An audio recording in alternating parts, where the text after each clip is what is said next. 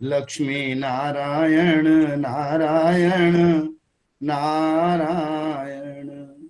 भजमन नारायण नारायण नारायण। श्रीमन नारायण नारायण नारायण। गुरुचरणों में प्रणाम निवेदन करते हुए भागवत मकरंद मिलिंद समूह की ओर से बड़े ही विनम्रता के साथ मैं निवेदन करना चाहता हूं। कल आदरणीय विष्णु महाराज जी की कृपा से हमें शताधिक व्याख्या से समन्वित मंगलाचरण पद्य का पुनः अमृत पान करने का अवसर मिला, जो परम पूज्य गुरुदेव हरे कृष्ण प्रभु जी के मुखारविंद से हमने सुना। और हमारी जन्म जन्म की जो प्यास है उसे बुझाने के लिए गुरुत्रय और उनके साथ हमारे काली प्रसाद मिश्र जी, और मीटिंग शुरू होने से पहले अवनींद्र मिश्र जी, जो ईश्वर का नाम कीर्तन, प्रभु का नाम कीर्तन चला देते हैं, वो सचमुच हमारे अंदर के सुप्त भक्ति रस को जागृत कर देता है।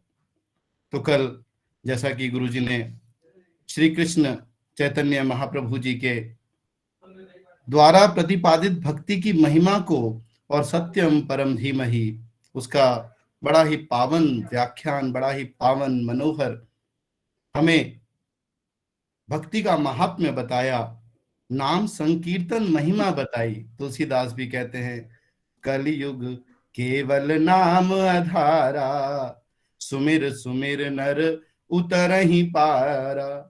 दूसरा कोई उपाय ही नहीं है। यदि हम भव सागर से पार होना चाहते हैं तो हमें नाम संकीर्तन करना होगा।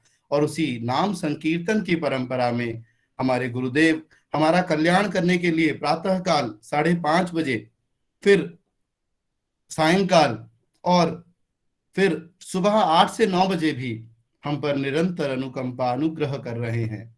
और आज मैं पूरे भागवत मकरंद मिलिंद समूह की ओर से प्रणति पूर्वक निवेदन करता हूं गुरु जी नरोत्तम प्रभु जी के चरणों में कि हमें सप्तम अध्याय के प्रथम श्लोक, ये नावतारेण भगवान हरिरीश्वर करोति कर्ण रम्यानि मनोज्ञानी च नः प्रभो, यहाँ से हमारे कर्ण को पावन करते हुए और कर्ण के माध्यम से हमारा शरीर पावन हो और हम पावन तम हो जाएं, ऐसी अनुकंपा करें आदरणीय परम पूज्य गुरु जी। ओम अज्ञानतिमिरान्धस्य ज्ञानाञ्जनशलाकया चक्षुरुन्मिलितं येन तस्मै श्रीगुरवे नमः। श्रीचैतन्यमनोभीष्टं स्थापितं येन भूतले स्वयं रूपः कदा मह्यं ददाति स्वपदान्तिकम्। वन्देऽहं श्रीगुरो श्रीयुतपदकमलं श्रीगुरून् वैष्णवांश्च श्रीरूपं साग्रजातं सहगणरघुनाथान्वितं तं सजीवम् साद्वैतं सावधूतं परिजनसहितं कृष्णचैतन्यदेवम् श्रीराधा कृष्णपादान् सहगणललिता श्रीविशाखान्वितांश्च। हे कृष्णा करुणा सिंधो दीनबंधो जगत्पते गोपेश गोपिका कांत राधा कांत नमोस्तुते। तप्त कांचन गौरांगी राधे वृंदावनेश्वरी वृषभानुसुते देवी प्रणमामि हरिप्रिये। नमो महावदान्याय कृष्णप्रेम प्रदायते कृष्णाय कृष्णचैतन्य नाम्ने गौरत्विषे नमः। वाञ्छाकल्पतरुभ्यश्च कृपासिन्धुभ्य एव च पतितानां पावनेभ्यो वैष्णवेभ्यो नमो नमः। जय श्रीकृष्ण चैतन्य प्रभो नित्यानंद श्री अद्वैता गदाधर श्रीवासादि गौरभक्त वृंदा। हरे कृष्ण कृष्ण कृष्ण हरे हरे हरे राम राम राम राम हरे हरे। नमः विष्णुपादाय कृष्ण प्रेष्ठाय भूतले श्रीमते भक्तिवेदांत स्वामिन्निति नामिने। नमस्ते सारस्वते देवी गौरवाणी प्रचारिणे निर्विशेष शून्यवादी पाश्चात्य देशतारिणे।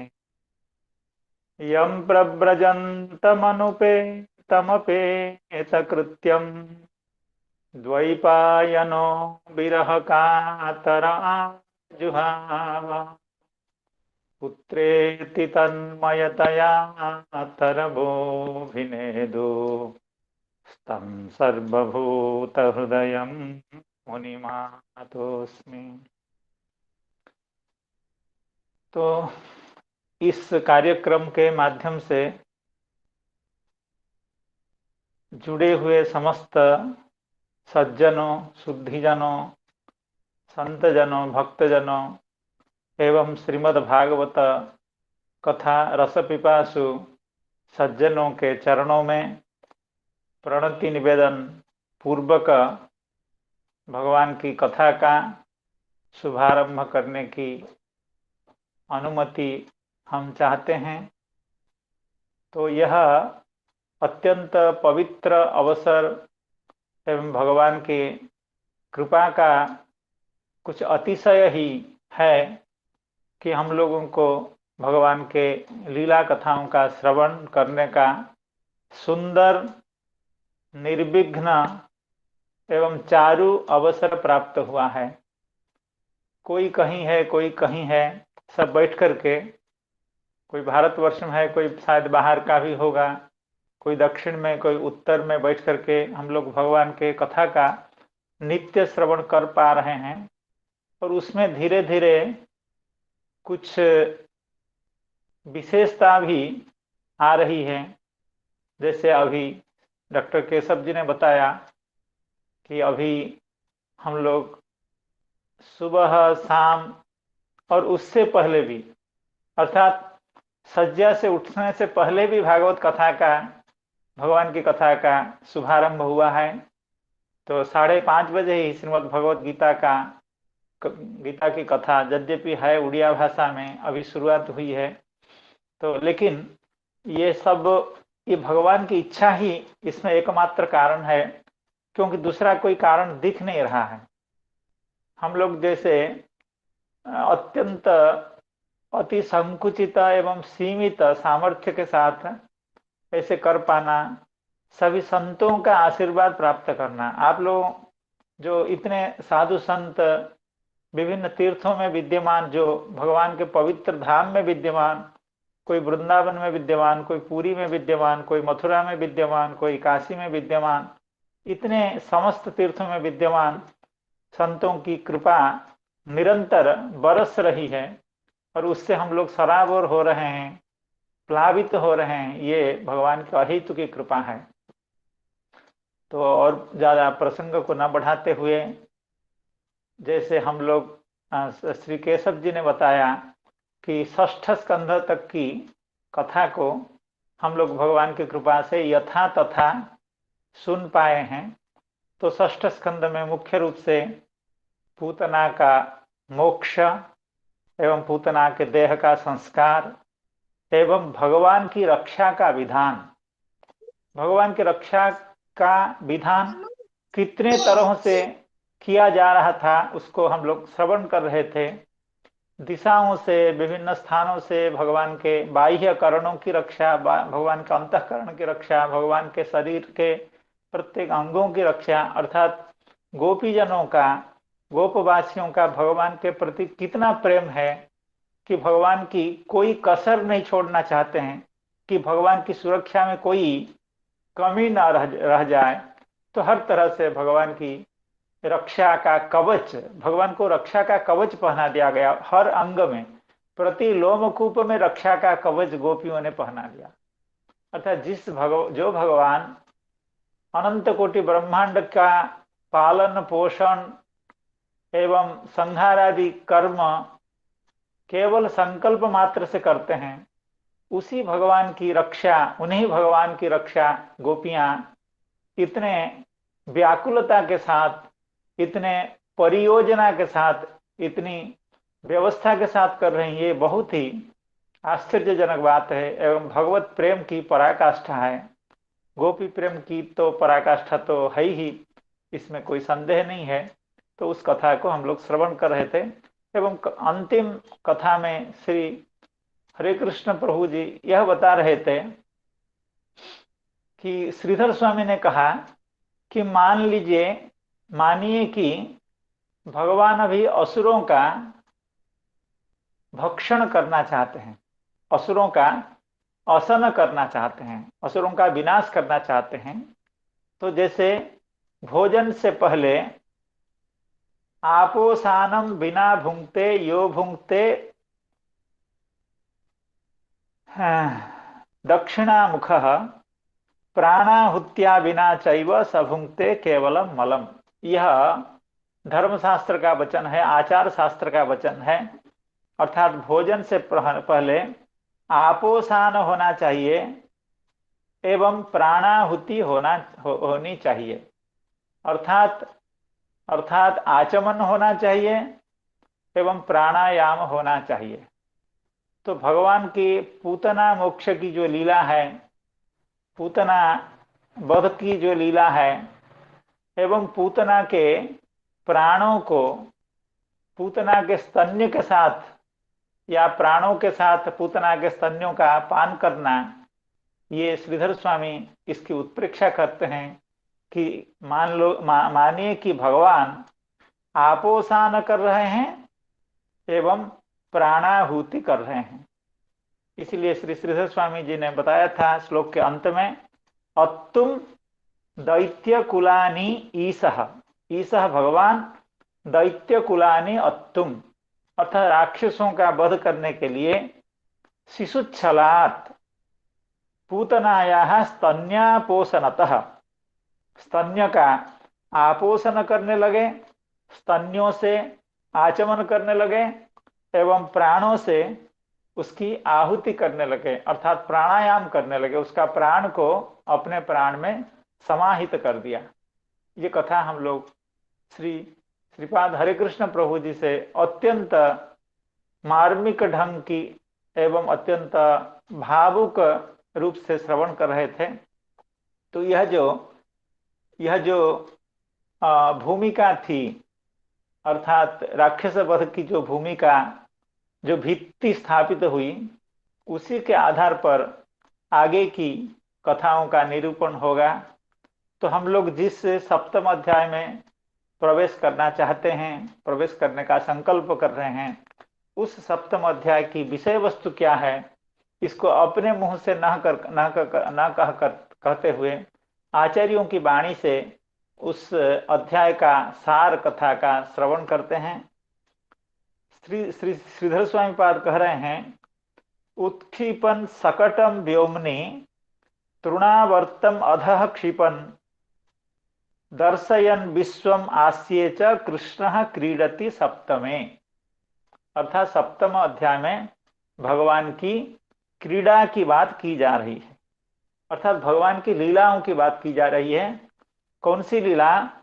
उत्क्षिपन सकटम व्योमनि, अर्थात सकटासुर को आकाश में, गगन में भगवान अपने पैर के सहारे, पैर के धक्के से, पैर के आघात से, चरण के आघात से सकटासुर को निक्षिप्त कर दिया एवं तृणावर्त को अधः क्षिपन, तृणावर्त नामक राक्षस को गगन से नीचे गिरा करके उसका भी उद्धार भगवान ने कर दिया।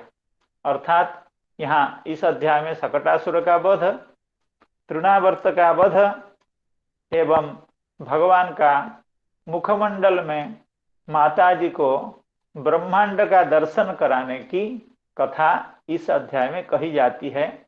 तो यही भगवान की मुख्य रूप से 3 लीलाएं यहाँ कीर्तित हुई हैं, बताई गई हैं।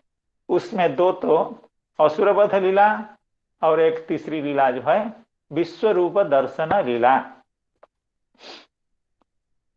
आगे परीक्षित महाराज की जो मानसिक दशा है, परीक्षित महाराज जी क्या सुनना चाहते हैं, सुखदेव गोस्वामी के मुखारविंद से वो किस कथा का श्रवण करना चाहते हैं एवं अभी तक जिन कथाओं का उन्होंने श्रवण किया है उससे उनके चित्त की क्या स्थिति है, उस बात को अगले पद्य में बता रहे हैं।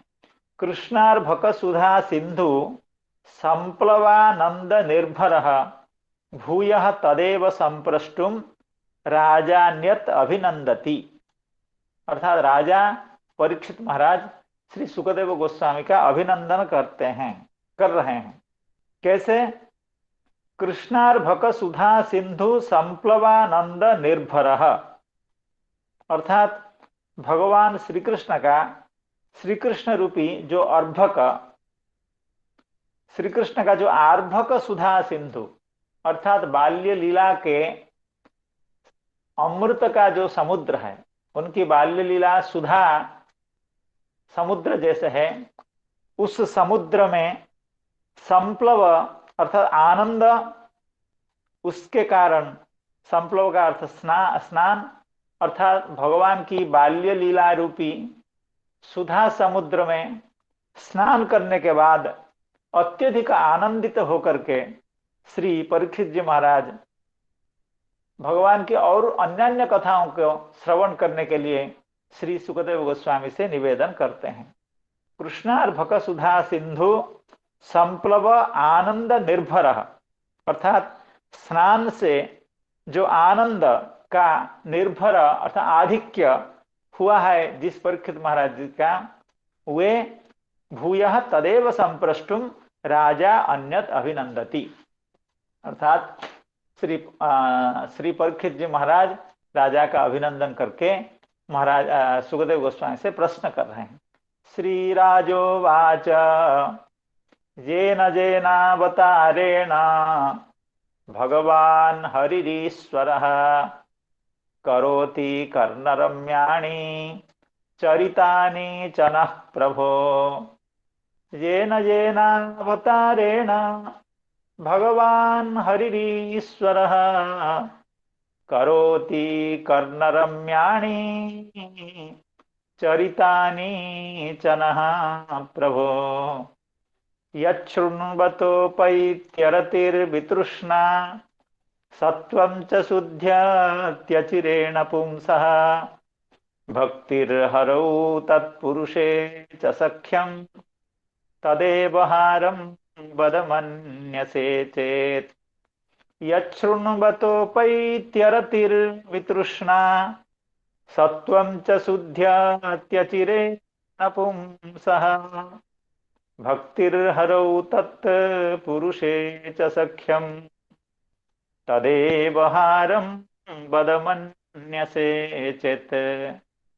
अर्थात श्री परीक्षित जी महाराज श्री सुखदेव गोस्वामी से प्रार्थना कर रहे हैं, हे भगवान, हे महर्षे, येन जेनावतारेण भगवान हरिरीश्वरः, अर्थात ईश्वर भगवान श्री कृष्ण जेन जेन अवतारेण, जिस जिस अवतार का आलंबन करते हुए, अवतार को स्वीकार करते हुए, कर्ण रम्याणी चरितानि करोति, किसी किसी ग्रंथ में पाठ है कर्ण रस्यानि, अर्थात कर्ण को आनंद देने वाला, कर्णों के द्वारा आस्वाद्य।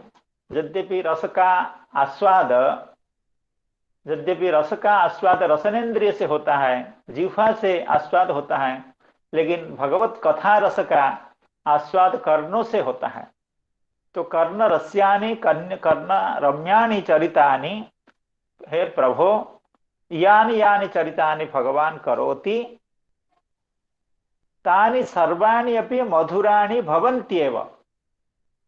ये श्रीधर स्वामी पाद इसकी व्याख्या में कह रहे हैं, इस श्लोक में इस तरह के सन्निवेश करना चाहिए, अर्थात भगवान जो जो लीला जिस जिस अवतार में करते हैं वे समस्त लीला मन प्रीति को बढ़ाने वाला है एवं कर्ण रसायन को वर्षण करने वाला है, अर्थात कर्णों को सुख देने वाला है एवं मन को भी सुख देने वाला है।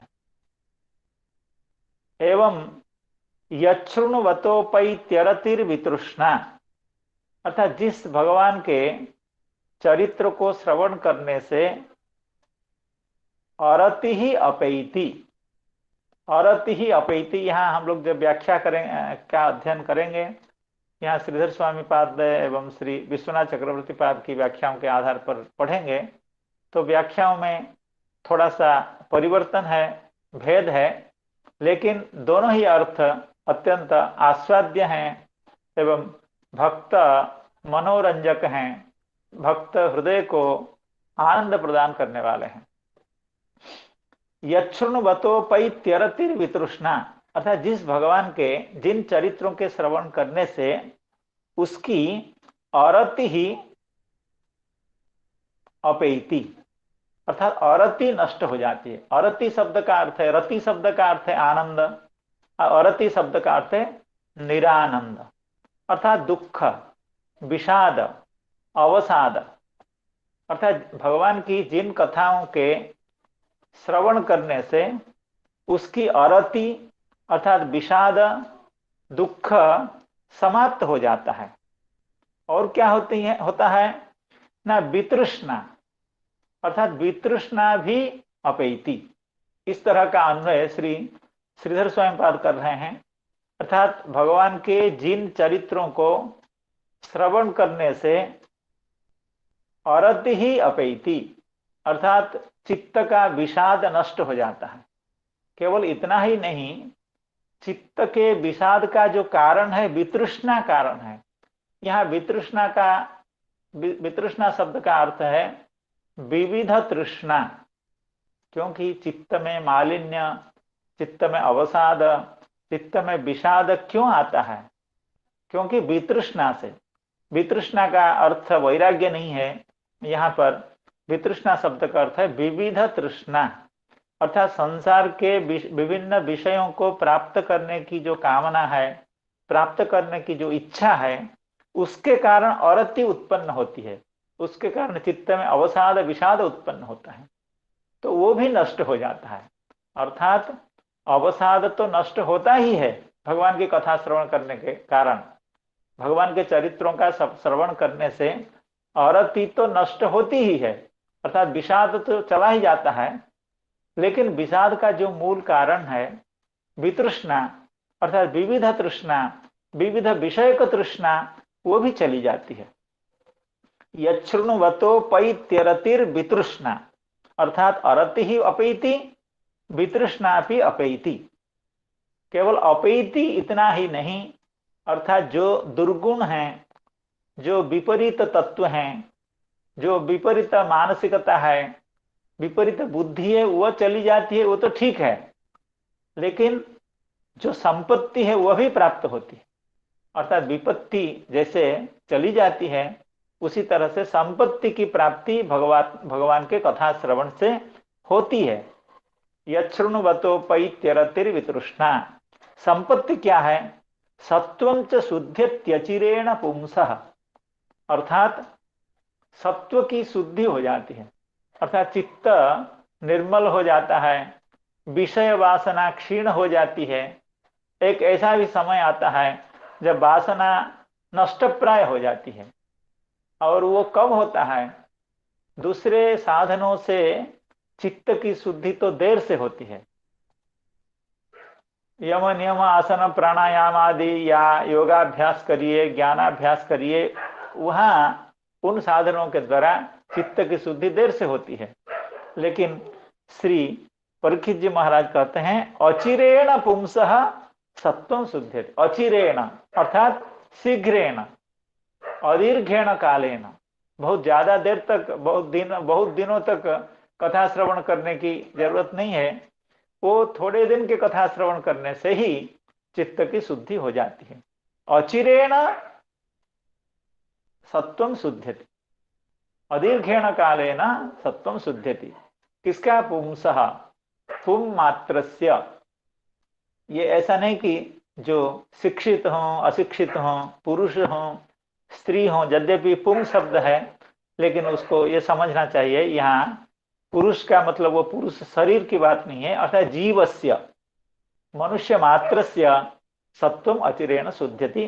वो किसी भी जात का हो, किसी भी वर्ग का हो, किसी भी अवस्था में हो, अगर भगवान की कथा का श्रवण करें तो शीघ्र ही उसके चित्त की शुद्धि हो जाती है। ये भगवत कथा श्रवण का महात्म्य है, भगवत कथा श्रवण का यह फल है, वैशिष्ट्य है। शुद्ध सत्वम च शुद्ध्यत्यचिरेण पुंसः। और चित्त शुद्ध होने से क्या हो जाता है?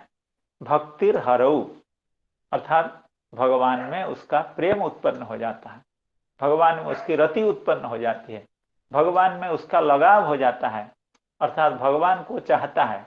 जैसे पहले विषय को चाहता था, जब चित्त शुद्ध हो गया तब वो विषय की जगह पर वो भगवान को चाहता है, भगवान की कथा को और सुनना चाहता है। भगवान को चाहने का मतलब है, अगर भगवान की कथा में रुचि उत्पन्न हो जाए, आसक्ति उत्पन्न हो जाए, इस चीज को श्री चक्रवर्ती पाद अभी बताएंगे कि कैसे ये सब स्थितियां, ये सब दशाएं जीव को प्राप्त होती है, उसको बताएंगे। तो भक्तिर हरौ तत्पुरुषे च सख्यम, अर्थात तत्पुरुष अर्थात भगवान के जो पुरुष होते हैं, अर्थात भगवान के जो भक्त होते हैं, भगवान के जो प्रिय जन होते हैं, भगवान के जो अपने जन होते हैं, उनके साथ उसकी मैत्री हो जाती है। मैत्री होने का मतलब ये नहीं कि उनके साथ वो बैठते उठते हैं, खाते पीते हैं, ऐसा नहीं। अर्थात उनकी बातों को सुनने की स्थिति हो जाती है, उनके बातों से परिचालित होने की स्थिति आ जाती है, उनके बातों को मानने के लिए वो बाध्य हो जाते हैं। ये मैत्री शब्द का अर्थ है। तत्पुरुषे च सख्यम, अर्थात भगवान के जो पुरुष हैं, जो भक्त हैं, उनके साथ इस व्यक्ति का, इस कथा श्रवणकारी व्यक्ति का मैत्री हो जाती है, अर्थात वो उससे प्रेम करने लगता है। जैसे भगवान में प्रेम होता है, उसी तरह से भगवान के जो भक्त जन हैं उनके साथ भी उसका प्रेम हो जाता है। तत्पुरुषे सख्यम। तो हे भगवान, तदेव हारम बद मन्यसे चेत, यदि आप हमको भगवान की कथा श्रवण करने का अधिकारी समझते हो, योग्य समझते हो, तो आप हमको भगवान के उन चरित्रों का कथन करिए। अगर आप हमको योग्य नहीं भी समझते हैं, अपनी कृपा से हमको योग्य बना करके भगवान के चरित्रों को सुनाइए। मैं श्रवण करने के लिए उत्सुक हूँ, उत्कंठित हूँ। एवं इससे पहले हम लोग श्रवण किए हैं, नैषाति दुस्सहा क्षुन्मां त्यक्तोदम अपि बाधते पिबंतम त्वन्मुखाम्भोजच्युतम हरिकथामृतम। भगवान की कथामृत का पान करते करते मैं भूख एवं प्यास से मुक्त हो गया हूँ। न कोई क्षुधा है, न कोई पिपासा है, न कोई चिंता है, न किसी के बारे में मैं सोच रहा हूँ, क्योंकि आपकी कथा का अमृत इतना आस्वाद्य है, इतना आह्लादक है, इतना तृप्त करने वाला है, मैं उस कथा को छोड़ करके दूसरा कुछ अभी ग्रहण नहीं कर सकता। तो उसी बात को श्री परीक्षित महाराज फिर से बता रहे हैं, हे भगवान, हे ऋषे, हे मुने, आप भगवान की कथा हमको निरंतर सुनाइए। ये तो कहे, उसके बाद कह रहे हैं अथान्यदपि कृष्णस्य तोकाचरितमद्भुतम् मानुषं लोकमासाद्य तज्जातिम अनुरुन्धतः। पहले भगवान ने श्री परीक्षित महाराज जी ने यह कहा कि आप विभिन्न अवतार में भगवान जो लीला करते हैं उन लीलाओं को श्रवण कराइए, और वो प्रत्येक लीला अत्यंत आस्वाद्य होती हैं, कर्ण रस्य होती हैं, कर्ण रम्य होती हैं वो समस्त लीलाएं। लेकिन परीक्षित महाराज की हम लोग जानते हैं शुरू से अभिरुचि भगवान श्री कृष्ण की कथा सुनने में विशेष रूप से है। तो यद्यपि किसी अवतार की कथा को वे न्यून करके देखना नहीं चाहते हैं या कहना नहीं चाहते हैं, समस्त अवतार की कथाओं में समान सामर्थ्य है, लेकिन उनकी विशेष अभिरुचि, उनका विशेष आग्रह भगवान श्री कृष्ण, भगवान नंदनंदन के लीलाओं के साथ है। इसलिए अगले श्लोक में वे कह रहे हैं अथान्यदपि कृष्णस्य, अर्थात यद्यपि हर अवतार के बात आप कह रहे हैं, फिर भी नाम ग्रहण पूर्वक विशेष रूप से उल्लेख करके श्री परीक्षित महाराज जी ने यह कह भी दिया कि आप भगवान श्री कृष्ण की लीला का श्रवण कराइए, लीलाओं का कथन आप करिए, मैं उसको सुनना चाहता हूं। अथा अन्यदपि कृष्णस्य, अर्थात जैसे अभी तक आपने भगवान के प्राकट्य लीला का, पूतनावध लीला का एवं अन्य अन्य लीलाओं का श्रवण कराया, अथ अन्यदपि, अथान्यदपि कृष्णस्य तोकाचरितम अद्भुतम, तोक आचरित अर्थात तोक रूपेण, अर्थात अर्भक रूपेण, अत्यंत शिशु रूपेण यद यद आचरितम कृतम, अर्थात अत्यंत बाल्यावस्था में भगवान ने जिन जिन चरित्रों का अनुष्ठान किया है, जिन जिन लीलाओं का प्रदर्शन किया है, उन लीलाओं को आप सुनाइए। कैसे भगवान न मानुषम लोकम आसाद्य, भगवान मनुष्य रूप में नंद ब्रज में एवं वसुदेव गृह में आविर्भूत होकर के मनुष्य स्वरूप में मनुष्य की लीलाओं का अनुकरण करते हुए मनुष्य की लीला के सदृश, मनुष्य के लीला के सदृश भगवान अपनी जिन लीलाओं का अनुष्ठान किए हैं उनको आप सुनाइए।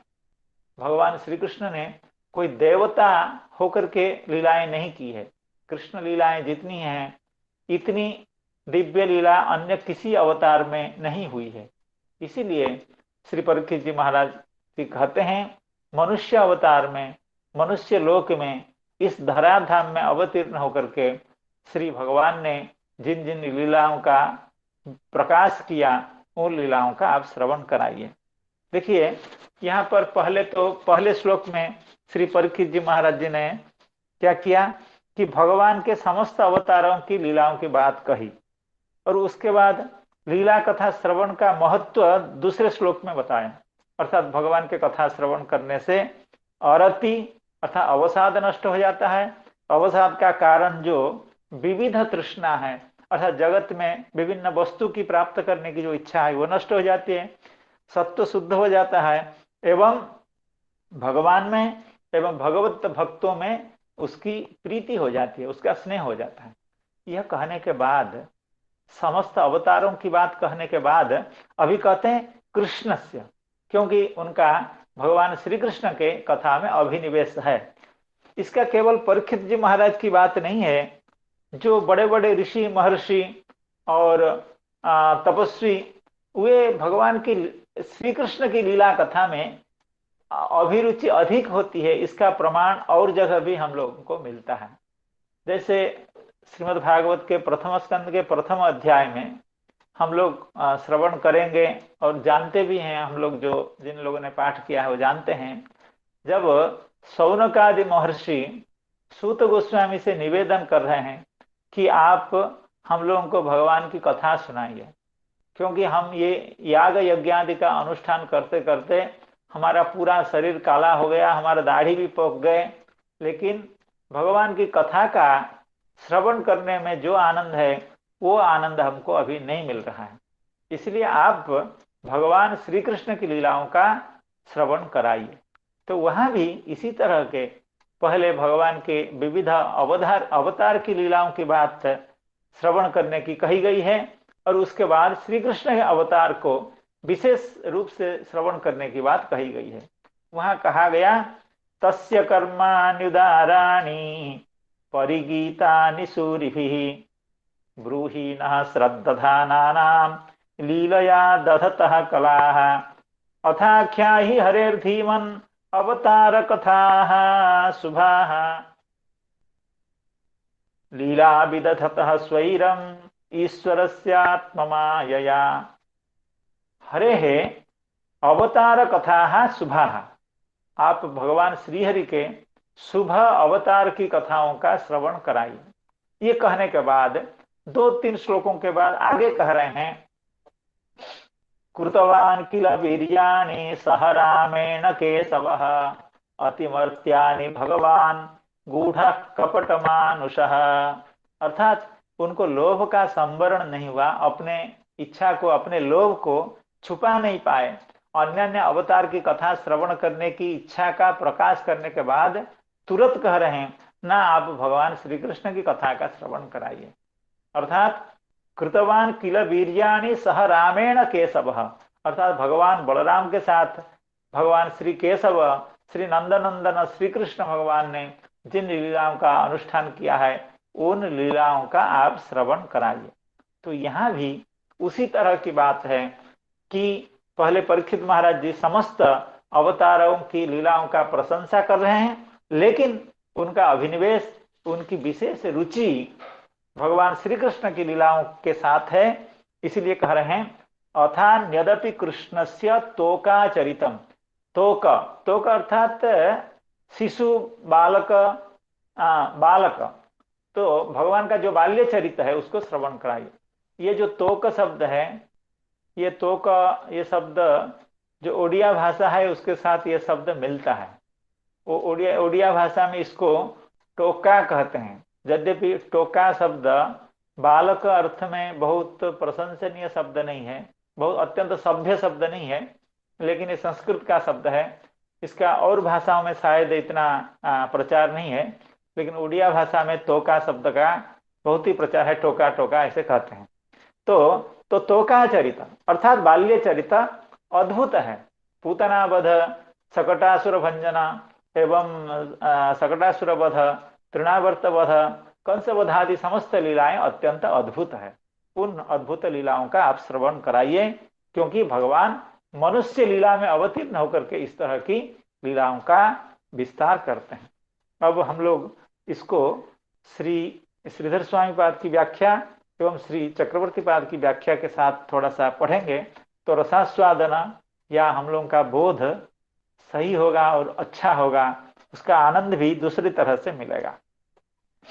येन जेन मत्स्यादि अवतारेणापि यानि यानि कर्माणि करोति। मत्स्य, कच्छप, वराह, नृसिंह आदि अवतार में भगवान जिन जिन लीलाओं को करते हैं, तानी नह कर्ण सुखा बहानी, वे समस्त लीला हमारे कर्ण सुख को अर्थात श्रवणेन्द्रियों को, श्रोत्र को आनंद देने वाले हैं। और मनः प्रीति कराणी करोति कर्णरम्याणि चरितानि चनः प्रभो।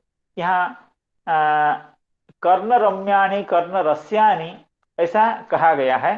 श्री श्रीधर स्वामी पाद इसका अर्थ करते हैं, ये कथाएं जैसे कर्ण को आनंदित करने वाली हैं, अर्थात श्रवण में आनंद का वर्षण जैसे कथाएं करती हैं, उसी तरह से चित्त को भी प्रसन्न करती हैं। मनः प्रीति कराणी च भवन्त्येव तथापि यत् शृण्वतः पुंसः पुरुष मात्रस्य अरतिः।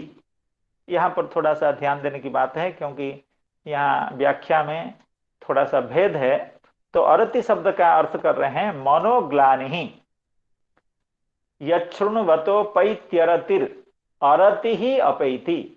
अरति शब्द का अर्थ है मनोग्लानि, अर्थात मानसिक विषाद अपैति, चला जाता है। अरति ही मनोग्लानि, केवल मनोग्लानि की बात तो है ही, लेकिन तन मूलभूता विविधा तृष्णा च अपगच्छति। मनोग्लानि विविध तृष्णा के कारण उत्पन्न होती है, तो मनोग्लानि तो चली ही जाती है। मनोग्लानि का कारणभूत जो विविध तृष्णा है वे भी चली जाती हैं। तत्कारण तत्मूलभूता विविधा तृष्णा च अपगच्छति। तथा सत्वशुद्धि सत्वशुद्धि हरिभक्ति हरिदास सख्यानि च भवन्ति। सत्वशुद्धि होती है, भगवत भक्ति प्राप्त होती है भगवान के कथा श्रवण करने से, एवं हरिदासों के साथ, भगवान के भक्तों के साथ मैत्री हो जाती है, अर्थात सख्य हो जाता है। तदेव हारम, यहाँ हार शब्द का हरे है चरितम मनोहरम वा बद, अर्थात भगवान का जो चरित्र है वो हार शब्द का अर्थ है भगवान का मनोहर जो हरि लीला। हार शब्द का दो अर्थ है, हरति इति हारः अर्थात मनोहर, मन को इंद्रियों को हरण कर लेता है तो वो हार है, और हरि संबंधी भी हार है, अर्थात हरि संबंधी मनोहारिणी जो लीलाएं हैं उनका आप श्रवण कराएं।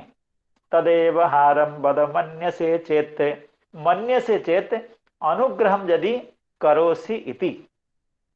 अगर आपको हमारे ऊपर कृपा है, आपकी कृपा इसलिए है कि आप जैसे संत महात्मा जो किसी के घर में गोदोहन काल मात्र रहते हैं, सुखदेव गोस्वामी का स्वभाव था किसी भी गृहस्थ के घर में या किसी भी गृहस्थ के यहाँ वे सगोदोहन मात्रम वही, केवल गोदोहन काल, एक गौ को दूहने में जितना समय लगता है 15 मिनट आधा घंटा कह लीजिए, उतना ही समय श्री सुखदेव गोस्वामी किसी भी गृहस्थ के यहाँ बिताते थे, ज्यादा समय नहीं रहते थे। लेकिन हे भगवान, आप कृपा करके यहाँ हमको भगवान की कथा श्रवण करा रहे हैं एवं अंतिम समय तक आप भगवान की कथा का श्रवण कराएंगे, ये आपकी अहितु की कृपा है, अस्वाभाविक की कृपा है सुखदेव गोस्वामी की मेरे ऊपर। हे ऋषि, हे मुने, मेरे ऊपर आपका स्वभाव विरुद्ध कृपा है, अर्थात आप कहीं इतनी देर तक रहते नहीं हैं लेकिन इतना देर तक बैठ करके भगवान की कथा का आप श्रवण करा रहे हैं, इसलिए आपके अनुग्रह के मेरे ऊपर होने में कोई संदेह नहीं है, आपकी कृपा में कोई संदेह नहीं है। इसलिए हे भगवान, आप अपनी कृपा के साथ, अपनी कृपा के कारण, अपनी उदार चरित्रता के कारण आप हमको भगवान की उन कथाओं का श्रवण कराइए। ये श्री श्रीधर स्वामी जी का भाष्य है। इसको हम, ये 2 श्लोक हैं। यच्छृण्वतो पैत्यरतिर्वितृष्णा सत्वं च शुद्ध्यत्यचिरेण पुंसः भक्तिर्हरौ तत्पुरुषे च सख्यम तदेव हारम बद मन्यसे चेत। अत्यंत उत्तम श्लोक है, बहुत, इसको अगर मुखस्थ कर लें हम लोग, कंठस्थ कर लें तो बहुत आनंद आएगा। अत्यंत उपादेय श्लोक है, क्योंकि इस श्लोक में भगवान की कथाओं का महात्म्य एवं कथाओं से क्या लाभ होता है, भगवान में कैसे भक्ति हो जाती है, चित्त कैसे शुद्ध हो जाता है, भक्तों के साथ कैसे मैत्री प्रीति हो जाती है, उस बात को भी कहा गया है। तो श्री चक्रवर्ती पाद की व्याख्या के हम लोग अध्ययन करेंगे, क्योंकि उसमें वो कुछ विशेष बात कह रहे हैं। पहले तो इस अध्याय के बारे में श्री चक्रवर्ती पाद का कहना है, स्नातः सुप्तोत्थितः कृष्णः सप्तमेन उदक्षिपत, अर्थात सप्तम अध्याय में कृष्ण एनः उदक्षिपत, एन अर्थात सकटम, अर्थात सकट को उत्क्षिप्त कर दिया, अर्थात फेंक दिया, उल्टा दिया, उलट दिया। कैसे? स्नातः सुप्तोत्थितः, अर्थात भगवान को स्नान कराया गया था, उनको स्तन्यपान करा करके सुला दिया गया था, उसके बाद भगवान की नींद खुली, इसलिए स्नातः सुप्तोत्थितः कृष्णः सप्तमे अनः उदक्षिपत, अन माने सकटम, सकट को फेंक दिया भगवान ने, सकट को उलट दिया। तृणावर्तम अहन आस्ये विश्वम मातरम ऐक्षयत, तृणावर्तम अहन, तृणावर्त नामक राक्षस का भगवान ने वध किया एवं आस्ये अर्थात अपने मुखमंडल में विश्वम मातरम ऐक्षयत, अपनी मैया यशोदा को समस्त ब्रह्मांड का दर्शन अपने मुखमंडल में कराया। ये है सप्तम अध्याय की विषय वस्तु, जिसका श्री श्रीधर स्वामी पाद की भाषा में हम लोग श्रवण कर चुके हैं। आगे श्री चक्रवर्तीपाद कुछ विशेष बात कह रहे हैं। रदच्छद बलम व्यक्तम पूतना स्तन चूषणे सकटेंघ्रि बलम पान्य तृणावर्त बधे बलम। अर्थात भगवान अभी कोई ये शायद सप्तम दिन में था पूतनावध लीला, तो अभी थोड़े दिन के अभी तो 3 महीने के हुए हैं, ये आगे चर्चा आएगी। भगवान का अभी 3 महीने का उम्र पूर्ण हुआ है, त्रैमासिक भगवान हुए हैं। तो उस समय यह सकट भंजन लीला हुई है। तो कह रहे हैं भगवान जब अत्यंत शिशु थे, अभी जन्म ग्रहण किए ही थे, तो उस समय भगवान ने रदच्छद बलम व्यक्तम, अर्थात अपने रदच्छद का जो बल है, रदच्छद का मतलब है कि अपनी दांतों की जो माढ़ियां हैं, जहां पर दांत उगते हैं, वो है रदच्छद। अर्थात ओष्ठ या माढ़ी जो भी कहिए, रद को ढकने वाला, अर्थात ओष्ठ का बल। अर्थात भगवान के ओष्ठ में कितना सामर्थ्य है, इसको भगवान ने पूतना का वध करके दिखा दिया। रदच्छद बलम व्यक्तम, कब? पूतना स्तन चूषणे, अर्थात पूतना के स्तन को जब शोषित किया, उसका पान किया भगवान ने, उसको जब चूसा, उस समय भगवान के रदच्छद में, अर्थात भगवान के ओष्ठ में कितना बल है, कितना सामर्थ्य है, भगवान के प्रत्येक अंग में कितना सामर्थ्य है, उसको प्रदर्शन किया रदच्छद के बल के प्रदर्शन के ब्याज से। सकटेंघ्रि बलम, और सकटासुर का जब वध किया, सकट भंजन लीला जब हुई, तो भगवान ने अपने श्री चरणों में कितना बल होता है, कितना सामर्थ्य होता है, उसका प्रदर्शन किया। तृणावर्त वध करने के समय में भगवान ने किस अंग में अपना बल का प्रदर्शन किया? पाण्यो हो, क्योंकि उसके गले को पकड़ लिया भगवान ने, जब तक उसकी मृत्यु नहीं हो गई तब तक भगवान ने छोड़ा नहीं। अर्थात भगवान ने पूतनावध लीला के द्वारा अपने ओष्ठ में स्थित विद्यमान जो बल है, ओष्ठ का जो सामर्थ्य है, उसका प्रदर्शन कराया। और सकट भंजन लीला में भगवान ने अपने चरणों में जो सामर्थ्य है उसका प्रदर्शन कराया। एवं तृणावर्त वध में भगवान ने अपने हाथ में, अपने बाहों में, अपने कर कमलों में कितना सामर्थ्य है उसका प्रदर्शन कराया। विश्वरूपद्वयेतावत् ऐश्वर्यम निजमातरी एवं आदिमम ऐश्वर्यम युग में बाल्ये प्रदर्शितम। कहते हैं भगवान ने 2 बार अपने मैया को विश्व रूप का दर्शन कराया। यह जो सप्तम अध्याय है, इसके अंत में, सप्तम अध्याय के अंत में भगवान ने मैया को विश्व रूप का दर्शन कराया। एवं अष्टम अध्याय के जब मृद भक्षण लीला है, जब भगवान कह रहे हैं नहीं मैंने मिट्टी नहीं खाई, तो भगवान ने कहा तुम फिर मुख दिखाओ। मैया ने कहा कि तुम मुख दिखाओ अगर तुमने मिट्टी नहीं खाई है। उस समय भी माता ने भगवान के मुखमंडल में विश्व रूप का दर्शन किया। अर्थात 2 विश्व रूप दर्शन बाल्यकाल में ही, अत्यंत शैशव अवस्था में ही भगवान ने मैया को 2 बार विश्व रूप का दर्शन कराया। तो ये 2 जो विश्व रूप दर्शन है, उसमें से जो पहला विश्व रूप दर्शन है, वह विश्व रूप दर्शन इस अध्याय में वर्णित है। विश्व रूप द्वये तावत ऐश्वर्यम निजमातरी, अर्थात भगवान ने अपनी माता जी को 2 विश्व रूप दर्शन के द्वारा अपना ऐश्वर्य का प्रदर्शन किया। अर्थात भगवान सामान्य बालक नहीं है, भगवान परब्रह्म परात्पर परमेश्वर हैं, जिसको यशोदा मैया अपना संतान मान रही हैं। ये कोई सामान्य शिशु नहीं है, ये परमेश्वर परात्पर परब्रह्म भगवान श्री कृष्ण हैं। इस चीज का बोध विश्व रूप दर्शन के द्वारा कराया। एवं आदिमम ऐश्वर्य युग में जो 2 ऐश्वर्य हैं, अर्थात ऐश्वर्य का जो 2 बार प्रदर्शन है, उसका प्रथम प्रदर्शन इस अध्याय के अंत में किया जाता है। यह इस अध्याय का विषय वस्तु है। इस चीज को श्री चक्रवर्तीपाद कह रहे हैं। अहो भगवत अवतारांतर लीला मात्रस्यापि अस्मन् मनोहरत्वेपि श्रीकृष्ण बाल्य लीला मम अति लोभयति, माम अति लोभयति, अतः तामेव ब्रूहि इत्याशयेन आह। अर्थात प्रथम श्लोक में जो कहा गया था, जेन जेनावतारेण भगवान हरिरीश्वरः करोति कर्णरम्याणि चरितानि च नः प्रभो। अर्थात श्री चक्रवर्तीपाद का कहना है कि मान लीजिए कि श्री परीक्षित जी महाराज कह रहे हैं, भगवत अवतारांतर लीला मात्र स्यापि अस्मन् मनोहरत्वे, अर्थात भगवान की कोई भी लीला अस्मत् मनोहर है, अर्थात हमारे चित्त को आकृष्ट करने वाली है, हमारे चित्त को अपनी ओर खींचने वाली है, बांधने वाली है, फिर भी श्री कृष्ण बाल्य लीला माम अति लोभयति, श्री कृष्ण की बाल्य लीला में मेरी अभिरुचि, मेरा लोभ कुछ ज्यादा ही है।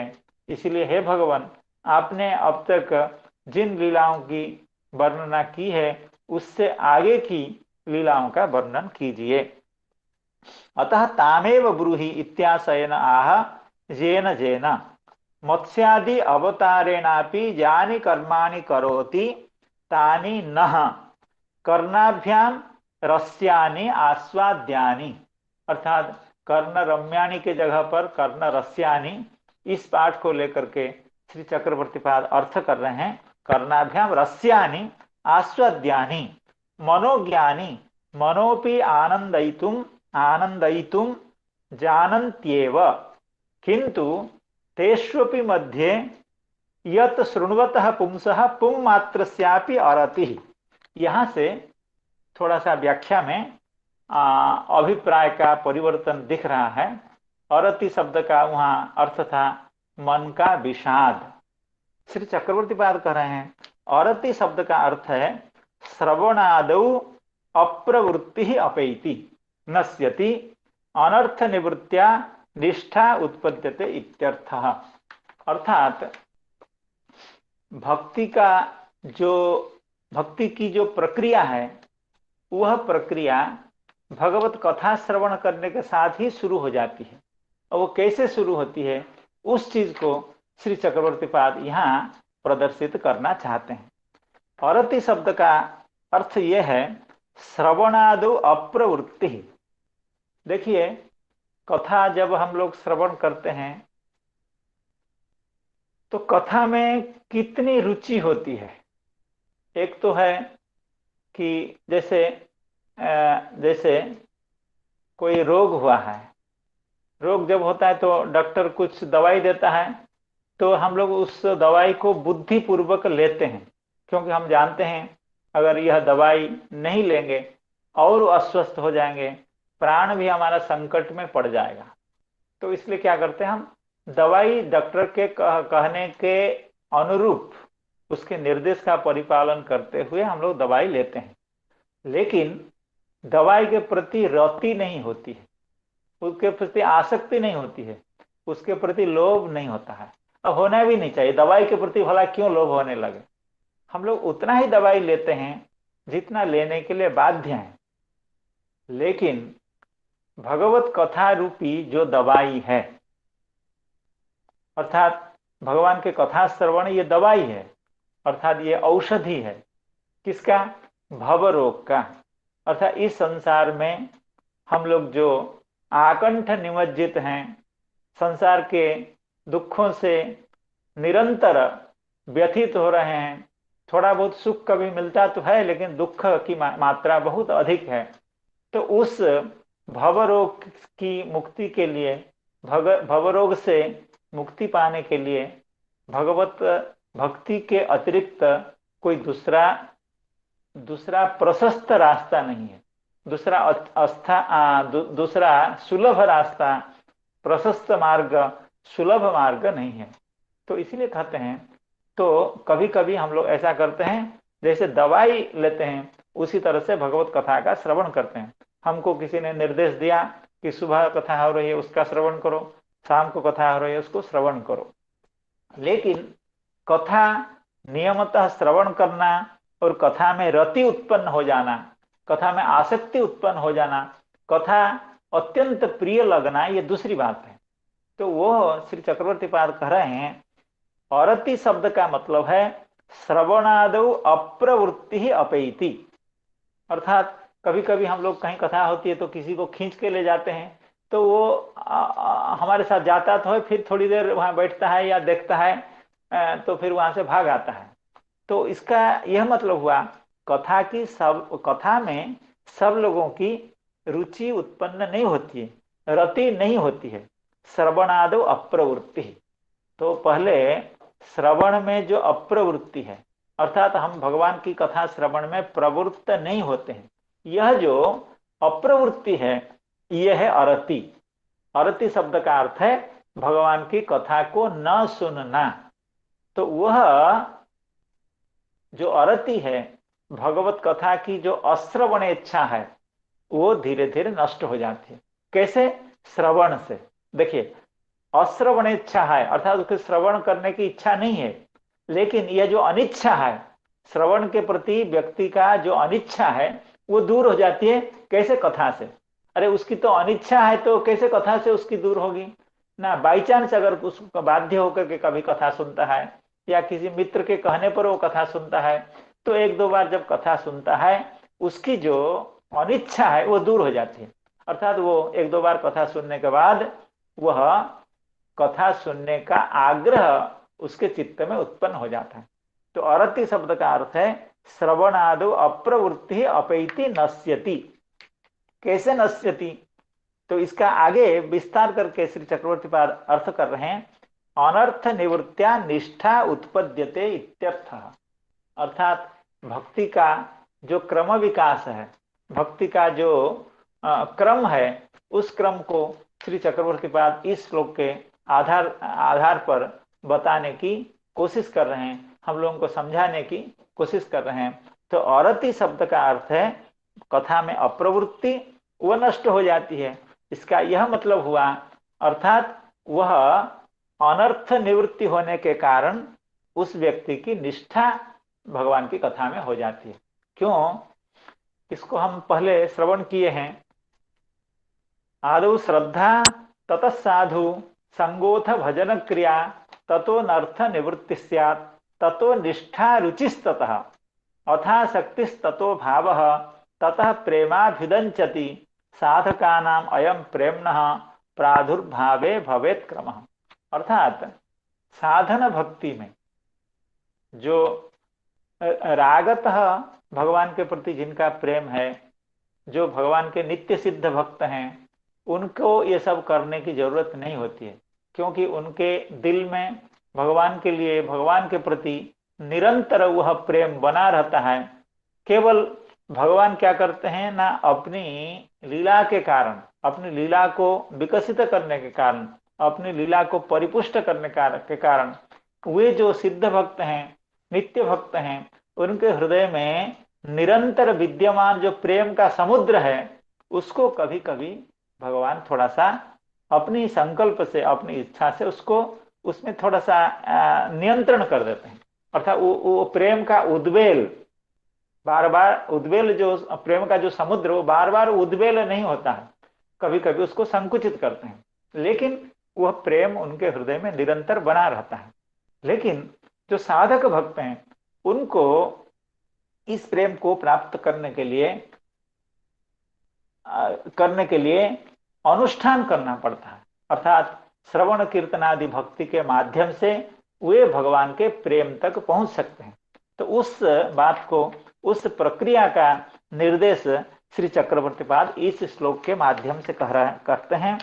चक्रवर्ती पाद का कहना है, पहले तो यच्छृण्वतोपैत्यरति, पहले अरति दूर हो जाती है।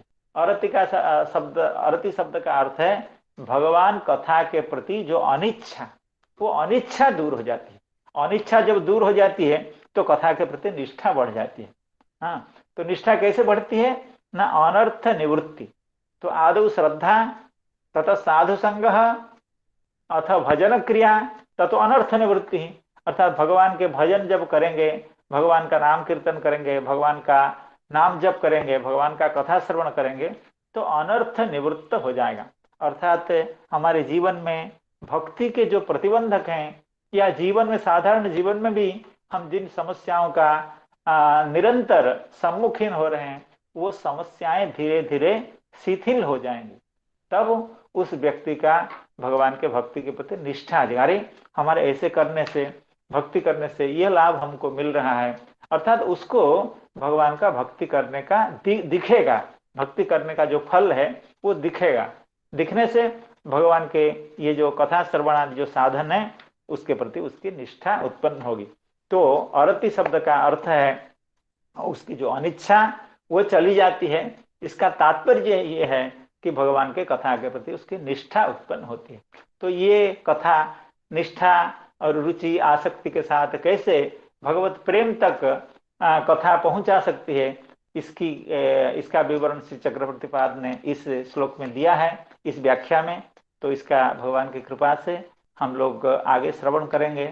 तो आप सब संत जनों की कृपा से ऐसे दिव्य कथाओं को पढ़ने का, अध्ययन करने का या समझने का, चिंतन करने का मौका मिल रहा है। तो इससे बड़ा सौभाग्य हम लोगों का कुछ हो नहीं सकता है। इसलिए इस सौभाग्य के कारण के रूप में आप जो लोग, जो संत जन, जो भक्त जन विद्यमान हैं, सभी के चरणों में मैं प्रणति निवेदन पूर्वक सभी की कृतज्ञता निवेदन करना चाहता हूँ। और आज की कथा की यहीं विश्रांति हो रही है। हरे कृष्णा कृष्ण कृष्ण हरे हरे, हरे राम हरे राम हरे राम। नमो नमः, कोटि कोटि प्रणाम सभी को। जय जय सिया राम। सर्वेभ्यो नमो नमः। सादर प्रणाम। सर्वेभ्यो नमः। प्रणमामि प्रणमामि। नमो नमः। हरे कृष्णा कृष्णा कृष्णा हरे हरे। आचार्य सेनापति जी को सादर प्रणाम करता हूँ मैं। सुगुल भ्रातरः भवान् इदानीम् उपसंहारं कुर्वन्तु।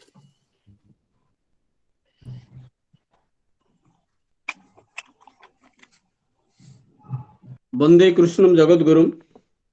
सबसे पहले आज के जो भागवत कथा, भागवती वार्ता का संप्रसारण जिसने किया, प्रोफेसर नरोत्तम प्रभुपाद ने, मैं थोड़ा भावुक बन जाता हूं, क्योंकि मैं जब अंतेवासी था राष्ट्रीय संस्कृत संस्थान का, पूरी केंद्रीय विश्वविद्यालय का, उसी समय वो गुरुजी नए आए थे।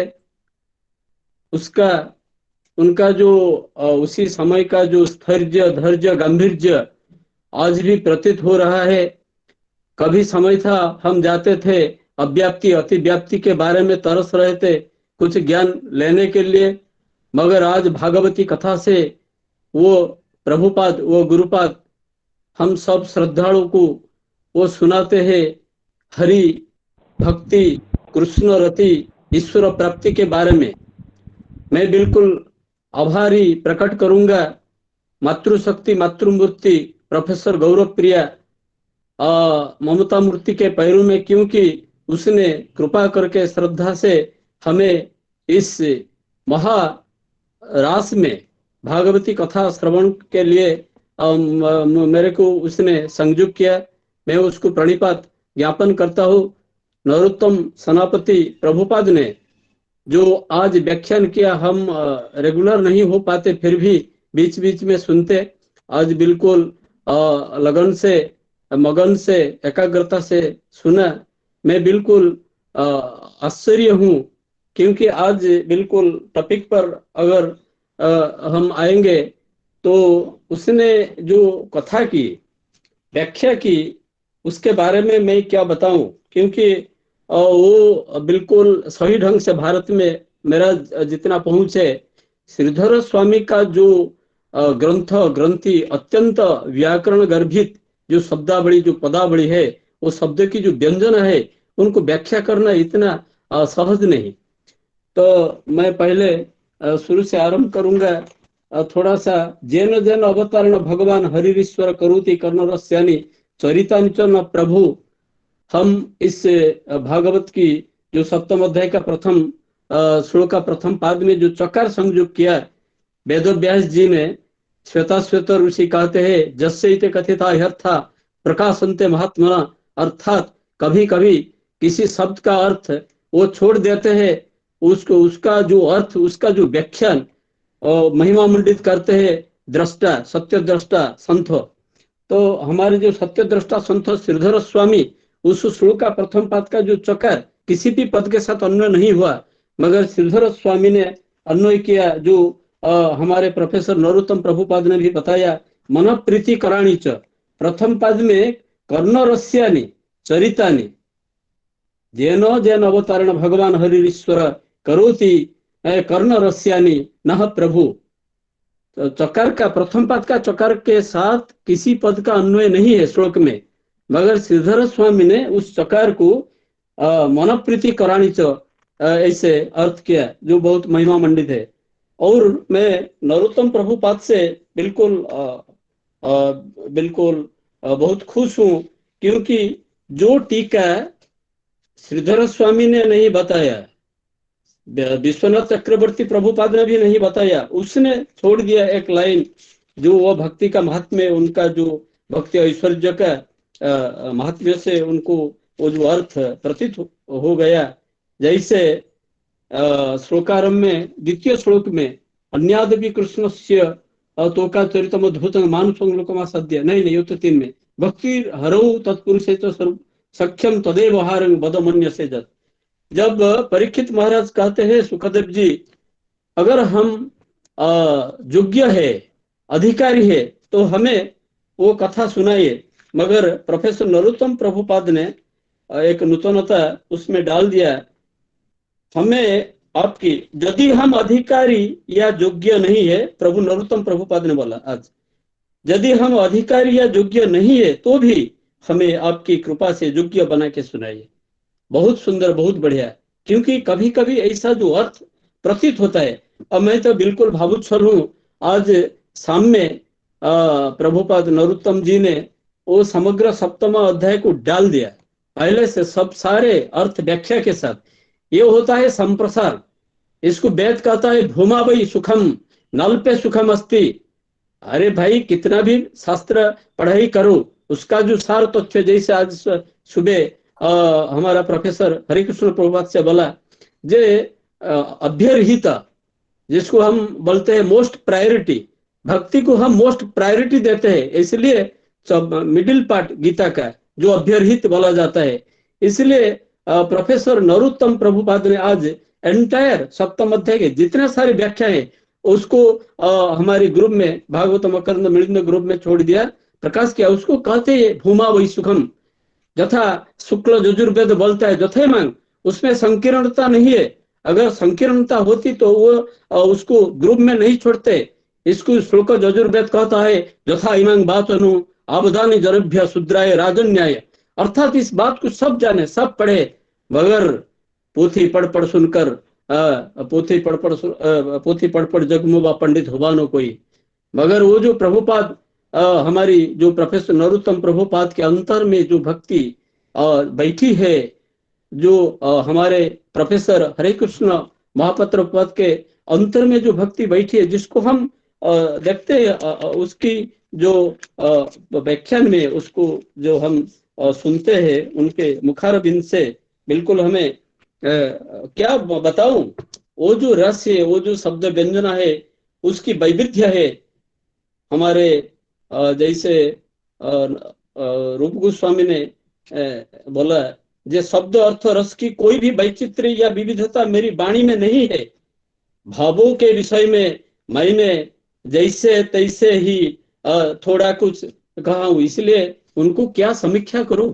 जैसे भागवत की शब्दावली शब्दों में नहीं, वो शब्द ब्रह्म से, वो गायत्री ब्रह्म से जड़ित है, और उनके जो, वो तो स्थित प्रज्ञ आदमी है।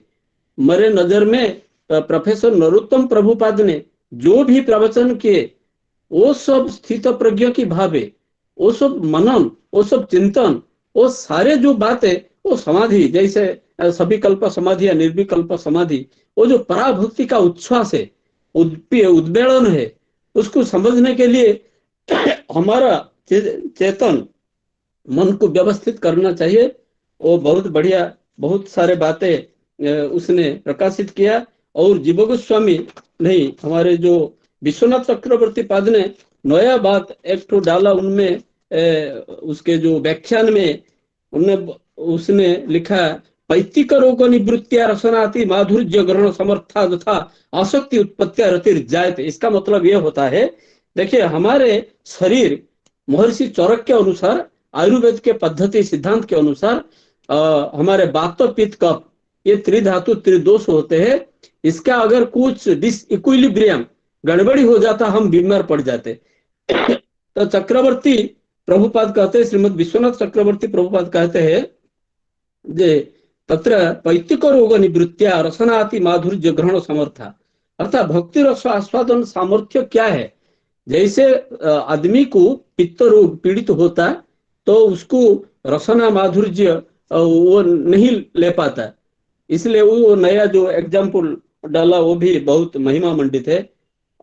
एवं उसने हमारे जो प्रभुपाद नरोत्तम जी, उसने भी श्लोक आरंभ में ये भी बोला कि असुर बध लीला माधुर्य विश्वरूप लीला माधुर्य। तो तृणावर्त बध बोला, असुर बध लीला माधुर्य, उनके जो शब्द छठा से शैली से बहुत अच्छे बात बताए। और आरंभ में पूर्व प्रसंग भी दिए, गोपिया भगवान की सुरक्षा के लिए कवच पहना, पूतना बध लीला में आचमन प्राणाहुति, एक बहुत बड़ी बात। अब देखिए वो अग्रज अनुज कौन है हमें पता नहीं, कभी कभी हरे कृष्ण प्रभुपाद बोलते हैं हमारे अग्रज, मगर वो प्रभु की चर्चा दोनों कर रहे। और हमारे प्रोफेसर नरोत्तम प्रभुपाद बोलते हैं प्रभु हरे कृष्ण प्रभु, हरे कृष्ण प्रभु बोलते हैं नरोत्तम प्रभु, और हम सुनते प्रभु की लीला। ये क्या होता है? वो होता है तदैव पश्यति तदैव चिंतयति, जथा हमारे पंचदश में विद्यारण्य मुनि कहते हैं। बहुत बढ़िया, शायद मेरे को ज्यादा समय नहीं लेना चाहिए। तो वो पहले हमारे बहुत खुशी की बात है, सबसे पहले आज इंट्रोडक्टरी स्पीच में, इंट्रोडक्टरी कमेंट्री में हमारे प्रोफेसर नरोत्तम प्रभुपाद ने बताया जे सबको कुछ भी कर्मजू करने से पहले आचमन प्राणाहुति, वो फिर रेफरेंस दिए। हरे कृष्ण प्रभुपाद ने ऐसा बोला। उनकी नम्रता देखिए, नमंती फलिनो वृक्षा नमंती गुणिनो जना। हमें ये निवेदन है, हमको हमारा ये निवेदन है, और जो प्रभुपाद हमारे प्रोफेसर नरोत्तम प्रभुपाद और प्रोफेसर हरे कृष्ण प्रभुपाद के पैरों में निवेदन है, आप लोग हमें अल्लाह से, श्रद्धा से, अनुराग से ऐसे कृपा करे जैसे हमारे मन, हमारा चिंतन, हमारा श्रवण, निधिध्यासन सब कुछ भागवती वार्ता में, कथा में हम तल्लीन हो जाए आपके जैसे। इसी तरह मैं आज मेरे वाणी को संघर्ष देता हूँ। हमको थोड़ा सा समीक्षा करना था, समीक्षा क्या करे, हम बिल्कुल गदगद है। तच्चित्तनम तत्व कथनम तदैव चिंतयति तदैव भासयति, वो जो श्रवण मनो निधिध्यासन वो धारा प्रचलित होती है, इसको बहुत अच्छा लगता है हम सबको। इसलिए मैं नमन करता हूँ, वंदन करता हूँ, मेरी प्रणिपात अर्पण करता हूँ सब प्रभुपादों के चरणों से। और हमारे जो वैष्णव बंधु, हमारे जो श्रद्धा पिपासु प्रज्ञ प्रबुद्ध जो मनुष्य है, उनके चरणों में मैं प्रणाम करता हूँ। हरे कृष्ण। हरे कृष्ण। केवल प्रभु की जय। जय जय कृष्ण, हरे कृष्ण।